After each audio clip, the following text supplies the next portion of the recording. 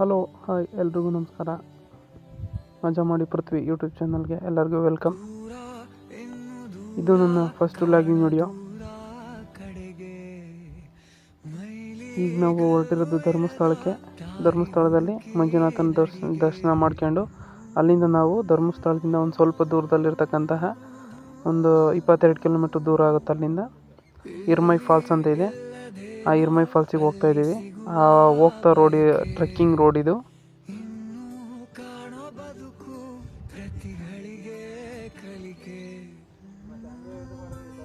1.5 kilometre trekking ಇರುತ್ತೆ. ಆ trekking ರೋಡಲ್ಲಿ ಹೋಗ್ತಾ ಇರೋದು ಇದು.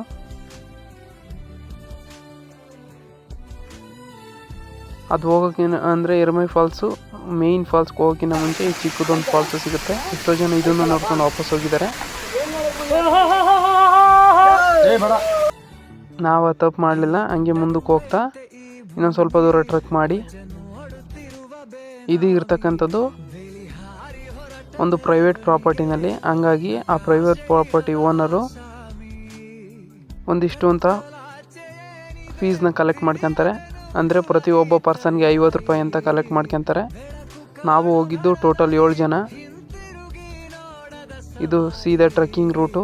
ಈ ಟ್ರೆಕ್ಕಿಂಗ್ ರೂಟಲ್ಲಿ ಅಕ್ಕಪಕ್ಕ ಅಡಿಕೆ ತೋಟಗಳು ನೋಡೋದಕ್ಕೆ ತುಂಬ ಚೆನ್ನಾಗಿ ಕಾಣುತ್ತೆ. ಒಂದೊಳ್ಳೆ ಎಕ್ಸ್ಪೀರಿಯನ್ಸ್ ಅನಿಸುತ್ತೆ.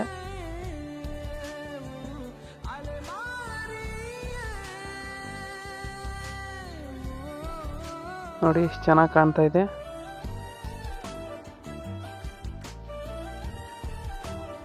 ಟ್ರೆಕ್ಕಿಂಗ್ ರೂಟು ತುಂಬ ಚೆನ್ನಾಗಿತ್ತು. ಎಲ್ಲ ನೋಡ್ಕೊಂಬರ್ತಿದ್ದಾರೆ ಇರ್ಮೈ ಫಾಲ್ಸ್ನ ಆಲ್ರೆಡಿ. ಇನ್ನೇನು ಬಂದ್ವಿ ಇರ್ಮೈ ಫಾಲ್ಸ್ಗೆ. ಅಲ್ಲಿ ಕಾಣ್ತಲ್ಲ ಅದೇ ಇರ್ಮೈ ಫಾಲ್ಸು. ನೋಡಿ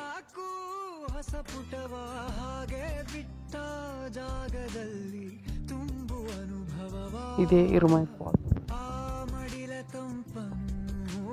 ಧರ್ಮಸ್ಥಳದಿಂದ 22 ಕಿಲೋಮೀಟ್ರ್ ದೂರದಲ್ಲೈತೆ ಅಷ್ಟೇ. ಎಷ್ಟೋ ಜನಕ್ಕೆ ಗೊತ್ತೇ ಇಲ್ಲ ಧರ್ಮಸ್ಥಳ ಎಷ್ಟು ಸರಿ ನೋಡಿದೆ. ನಮಗೂ ಗೊತ್ತಾಗಿದ್ದು ಇದೇ ಫಸ್ಟ್ ಟೈಮ್. ನಾವು ಸುಮಾರು ಒಂದು 10 ರಿಂದ 15 ಸರಿ ಧರ್ಮಸ್ಥಳ ನೋಡಿದ್ವಿ. ಇದೇ ಫಸ್ಟ್ ಟೈಮ್ ಈ ಇರ್ಮೈ ಫಾಲ್ಸಿಗೆ ಬಂದಿರೋದು. ಇಲ್ಲಿ ಹತ್ತಿರದಲ್ಲೇ ಇರೋ ಇಷ್ಟು ಚೆನ್ನಾಗಿರೋಂಥ ಪ್ಲೇಸ್ನ ನಾವು ಇಲ್ಲಿವರೆಗೂ ನೋಡೇ ಇರಲಿಲ್ಲ. ಅಲ್ಲಿ ತುಂಬ ಹೊತ್ತು ನೀರಲ್ಲಿ ಆಟ ಆಡಿದ್ವಿ. ಅಲ್ಲಿ ನೀರು ಬೀಳ್ತಾ ಇದೆಯಲ್ಲ ಆ ಪ್ಲೇಸಲ್ಲಿ ಮಾತ್ರ ಸ್ವಲ್ಪ ಆಳ ಐತೆ.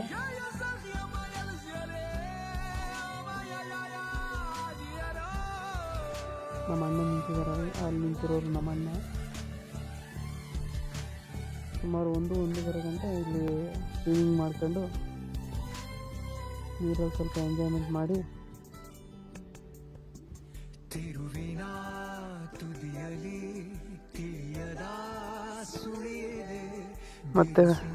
ಮತ್ತೆ ಅಲ್ಲಿ ಮೇಲ್ಗಡೆ ಬಂದರೆ ಈ ತೋಟ ಸಿಕ್ತು.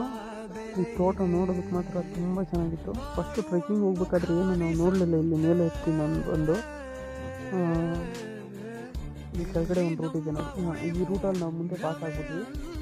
ಬಟ್ ಲಾಸ್ಟಿಗೆ ನಾವು ವಾಪಸ್ ಹೋಗಬೇಕು ಅನ್ನೋ ಟೈಮಲ್ಲಿ ನಾನು ಈ ಮೇಲೆ ಹತ್ಬಿಟ್ಟು ಈ ಪ್ಲೇಸ್ನ ನೋಡೋಣ ಅಂತ ಬಂದೆ. ತುಂಬ ಚೆನ್ನಾಗಿತ್ತು. ಇದನ್ನೆಲ್ಲ ನೋಡ್ಕೊಂಡು ವಾಪಸ್ ಬ್ಯಾಗು ಇಡಿ ಸೀದಾ ನಡಿ ಅಂತ ಹೇಳಿ ನನ್ನ ಕಡೆ ಹೊರಟು ಬಂದು